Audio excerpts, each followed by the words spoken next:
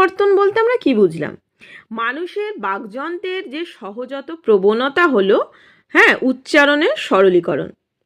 Class 8 তোমাদের বাংলার যে ভাষা চর্চার বইটা আছে তার আজকে আমি সেকেন্ড চ্যাপ্টার তোমাদের যেটা আছে ধ্বনি পরিবর্তন সেটা আলোচনা করব একদম সহজভাবে।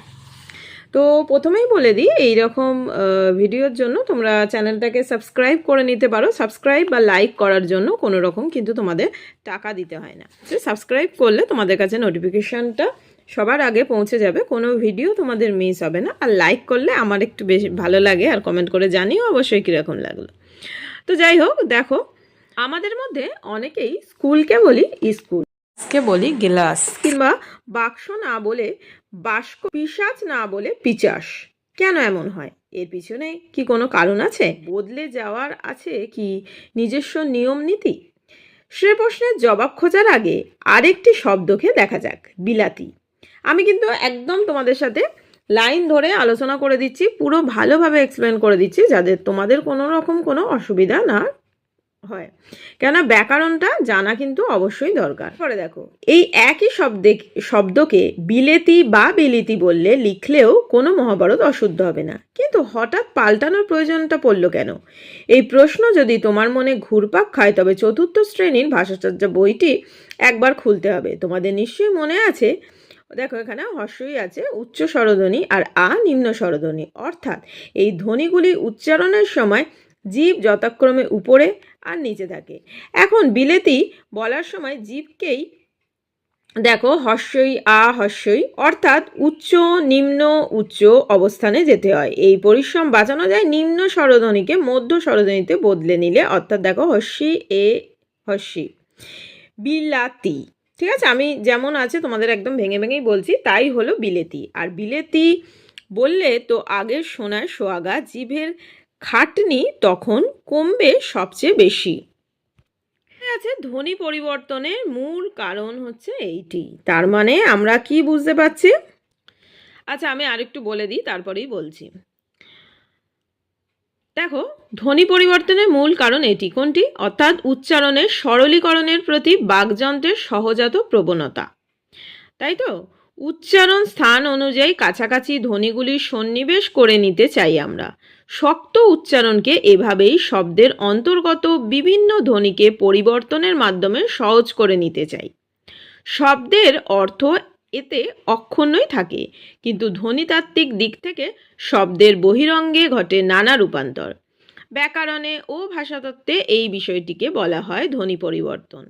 তাহলে আমি ধ্বনি পরিবর্তনটা আরেকটু তোমাদের যেমন আছে সেই রকমই আরেকটু ভালো করে বলে দিই। তাহলে ধ্বনি পরিবর্তন বলতে আমরা কি বুঝলাম? মানুষের বাকযন্ত্রের যে সহজাত প্রবণতা হলো উচ্চারণের সরলীকরণ। আমরা কি চাই?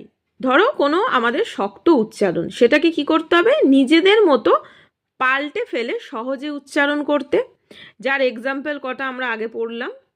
বাকযন্ত্রের যে স্বাভাবিক ও সহজাত প্রবৃত্তির মাধ্যমে এটা ঘটছে, সেই যে রীতি, সেটাকেই কিন্তু আমরা বলছি ধ্বনি পরিবর্তন। এর ফলে কি হচ্ছে দেখো, শব্দের যে অর্থ মানে সেটা কিন্তু পাল্টাচ্ছে না, সেটা একই থাকছে, কিন্তু শব্দের বাইরে যে বহিরঙ্গে আছে সেখানে নানা কিন্তু পরিবর্তন বা রূপান্তর আমরা দেখতে পাচ্ছি।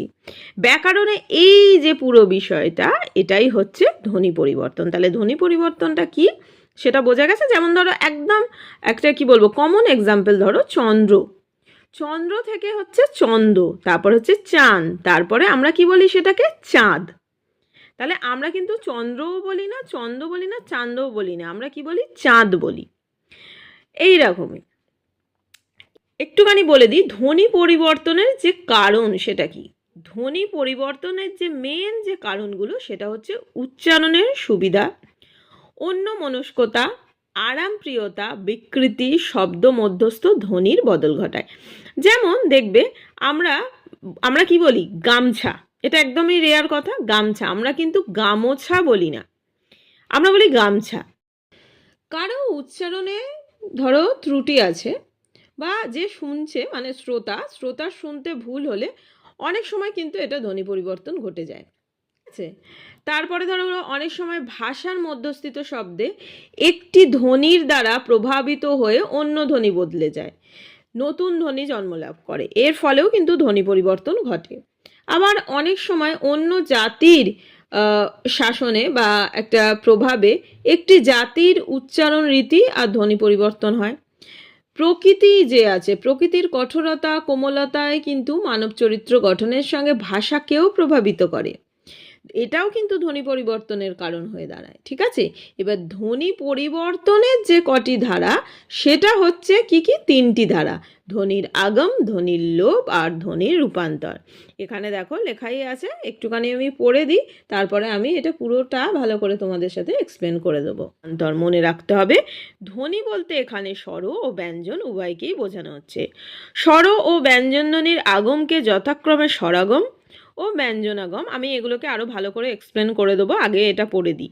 স্বর ও ব্যঞ্জনধ্বনির লোপকে যথাক্রমে স্বরলোপ ও ব্যঞ্জনলোপ এবং স্বরধ্বনি ও ব্যঞ্জনধ্বনির রূপান্তরকে যথাক্রমে স্বরসঙ্গতি ও ব্যঞ্জন সঙ্গতি বা সমীভবন বলা হয়ে থাকে। দেখো, ধ্বনির আগম, আগেই বলা হয়েছে ধ্বনির আগমকে প্রধানত দুটি ভাগে ফেলা যায়: স্বরাগম, ব্যঞ্জনাগম।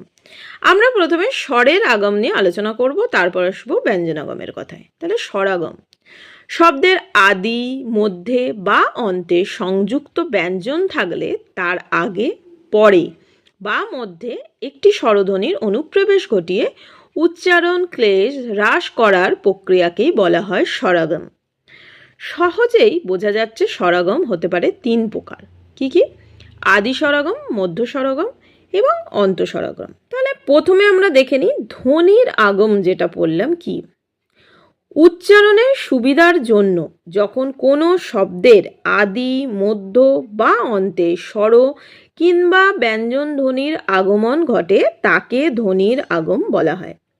ঠিক আছে, যেমন ধরো বেঞ্চ, সেটা থেকে হচ্ছে বেঞ্চি, ধনু, সেটা থেকে হচ্ছে ধনু। এগুলো তোমরা উদাহরণ হিসেবে মনে রাখতে পারো। এরপরে দেখো স্বরাগম।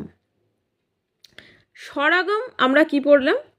এটাও কিন্তু উচ্চারণের সুবিধার জন্য কোনো শব্দের আদি, মধ্য বা অন্তে, এতখানি আমাদের একদম পুরো এক থাকছে, পূর্বে অনুপস্থিত কোনো স্বরধ্বনির যখন আগমন ঘটে, আগমন ঘটছে দেখো, সেই জন্য এটাকে আমরা কি বলছি? স্বরাগম।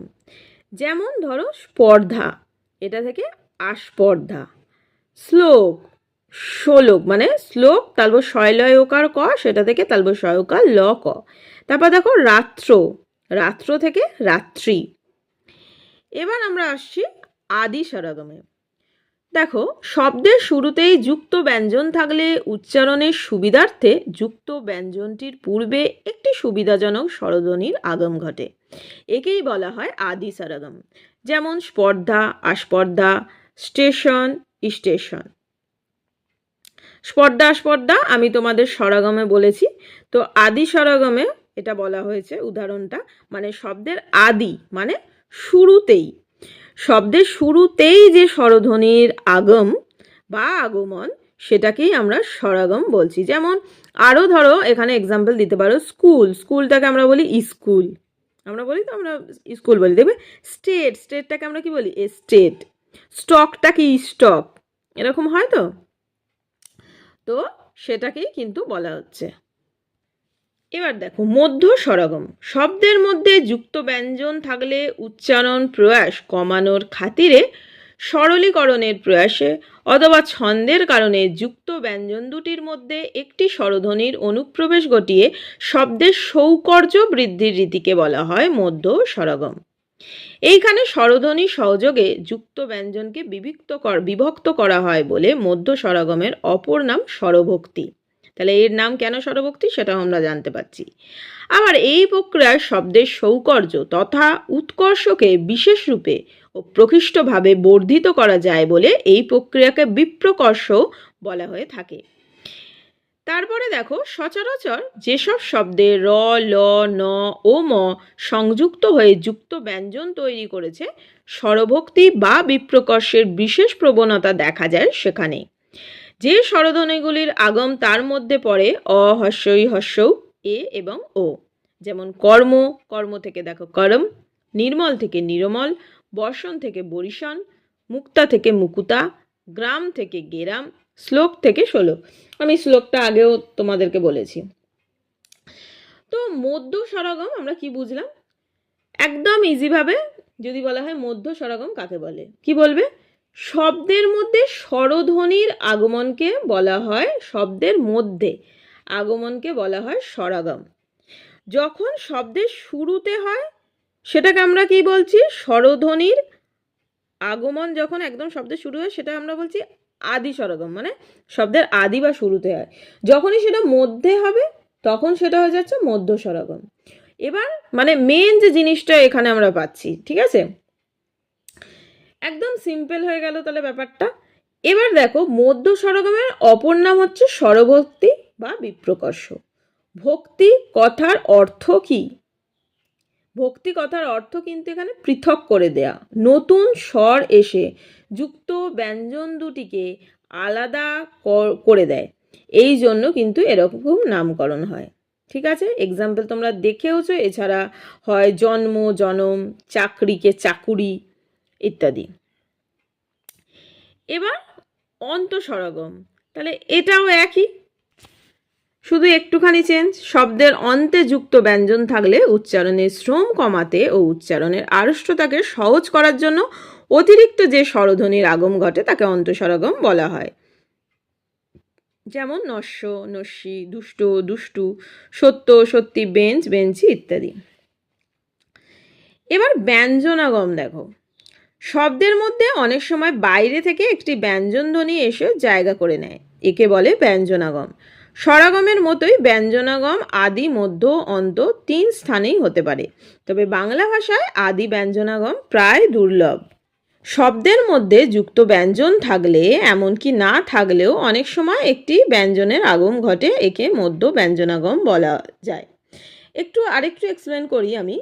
শব্দের যে ধ্বনিগুলো সেগুলো উচ্চারণের সময় আমাদের জিভ অসতর্কভাবে দুটি ধ্বনির মাঝখানে কোনো অতিরিক্ত ব্যঞ্জন ধ্বনি উচ্চারণ করে ফেলে, এই প্রক্রিয়াকে মধ্য ব্যঞ্জনাগম বলে। তো এখানে অনেকগুলো এক্সাম্পল দেওয়া আছে, এগুলো তোমরা দেখে নিও, তাহলেই বুঝতে পারবে। দুটি স্বরধ্বনি পাশাপাশি থাকলে তাদের মধ্যে ব্যঞ্জন ধ্বনির অভাবের কারণে উচ্চারণের যে আড়ষ্টতা অনুভূত হয় তা কাটানোর জন্য অন্তুস্তয়া এই যে অর্ধস্ফুট ব্যঞ্জন ধ্বনি আগমন ঘটে, এটাই কিন্তু অন্তুস্তয়া শ্রুতি। দেখো এরপরে হচ্ছে বশ্রুতি। দুটি স্বরধ্বনি পরস্পর সন্নিহিত থাকলে উচ্চারণের সুবিধার্থে অনেক সময় একটি অন্তস্থ বা ধ্বনির আগম ঘটে, একে বলা হয় বশ্রুতি। দুটি স্বরধ্বনি পাশাপাশি থাকলে তাদের মধ্যে কি হয়? ব্যঞ্জন ধ্বনি অভাবের কারণে উচ্চারণের অসুবিধা ঘটে। এই যে অসুবিধা, এটা দূর করার জন্য অন্তস্থ বা ধ্বনির আগমনের কারণে বশ্রুতি ঘটে। ঠিক আছে, এক্সাম্পল দেওয়া আছে, দেখে নিও, বুঝতে পারবে। তারপরে অন্ত ব্যঞ্জনাগম। শব্দের অন্তে, অন্তে মানে কি? শব্দের শেষে যুক্ত ব্যঞ্জন থাকলে উচ্চারণের সুবিধার্থে অনেক সময় ব্যঞ্জন ধ্বনির কিন্তু আগমন ঘটে, একেই কিন্তু অন্ত ব্যঞ্জনাগম বলে। দেখো এখানে লেখা আছে শব্দের অন্তে যুক্ত ব্যঞ্জন থাকলে কিংবা না থাকলেও অনেক সময় একটি ব্যঞ্জন ধ্বনির আবির্ভাব ঘটে। আমি আরও সহজভাবে বলে দিলাম, এখানে এক্সাম্পল দেওয়া আছে, এগুলো দেখে নিও। নেক্সট আছে ধ্বনিলোপ। ধ্বনিলোপ আমি পরের দিন তোমাদের সাথে আলোচনা করব। সবাই খুব ভালো থেকো, সুস্থ থেকো, সাবধানে থেকো।